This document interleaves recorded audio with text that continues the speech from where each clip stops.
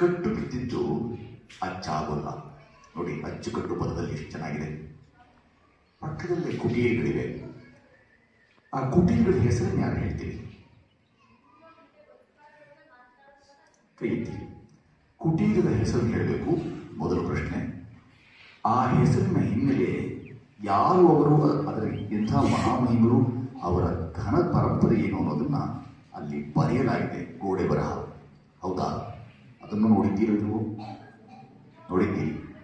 ಯಾರು ಹೇಳ್ತೀರಿ? ಒಬ್ಬರದಲ್ಲಿ ಹೇಳಿ.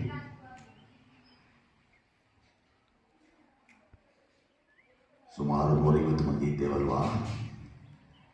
200 ಮಂದಿ ಇದ್ದೀವಾ ಈಗ? 200 ಜನರಲ್ಲಿ ನಾವು ಒಬ್ಬರು ಕೈ ಎತ್ತಿ ನನಗೆ ವಿಶ್ವಾಸು ಗೌತಮ ಇವರು ಯಾರು ನನಗೆ ಗೊತ್ತಿಲ್ಲ ಅಂದರೆ ನಾನು ಆರ್ಜಿಸ್ತಿರೋದು ಏನನ್ನು ಆರ್ಜಿಸಲ್ಪಟ್ಟಿದೆ. ನನ್ನ ಮಾತಾಪಿತರು ಪುಣ್ಯವಂತರು, ಪುಣ್ಯಶೀಲರು.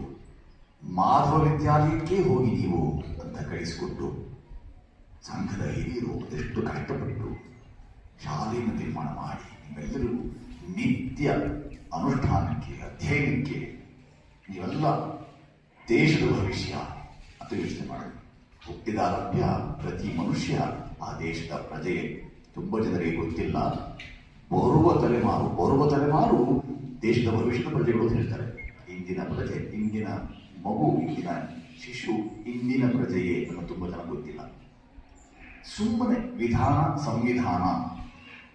ಆದರೆ ನಮ್ಮದೇ ದೇಶದ ಈ ಮತ್ತೆ ವಿಧಾನ, ಆಂಗ್ಲದ ಕನ್ನಡದ ವಿಧಾನವಲ್ಲ ಇದು. ನಮ್ಮ ವಿಧಾನವನ್ನು ಗಮನಿಸಿ. ಯಾರು ಎಷ್ಟು ಒತ್ತಾಯಪೂರ್ವಕವಾಗಿ ನಮಗೆ ಸಹಾಯ ಮಾಡ್ತಾರೆ. ನಾವು ಹೃತ್ಪೂರ್ವಕವಾಗಿ ಮಾಡಬೇಕಾದ ಕೆಲಸ. ಸೌಕರ್ಯ ನಮ್ಮ ಸುತ್ತಮುತ್ತ ಇದೆ. ಇಂದೇ ಸಾಯಂಕಾಲ ಹೋಗುವ ಮುನ್ನ ಆ 5 ಕುಟೀರ ಅಲ್ಲಿ ಏನಿದೆ, 4 ಕುಟೀರ.